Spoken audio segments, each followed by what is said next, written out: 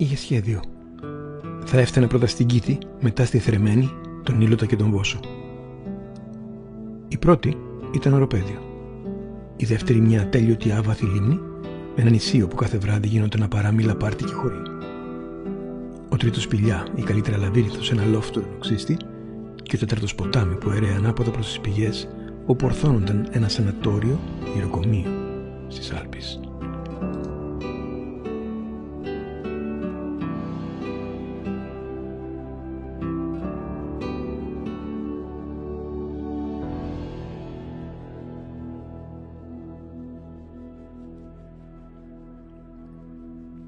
Η μεγάλη διπλή πόρτα άνοιξε και μια γυναικεία φιγούρα πλησίασε αργά προς το μέρος του.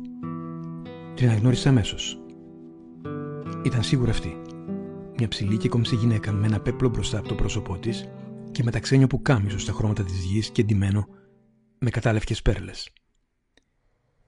Είχε κόκκινα μαλλιά με χρυσές αντάβιες που έπεφταν σαν καταράκτες στους ώμους της και μάτια που χανώσου μέσα τους, απλωμένα με άνεση και χάρη στις καθαρές κοφτές γραμμές του προσώπου της.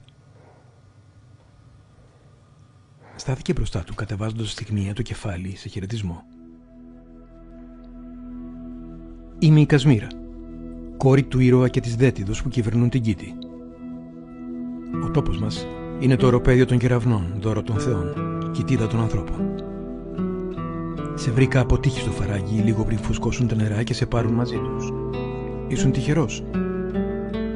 Τι σε φέρνει στον τόπο μας, καβαλάρι?»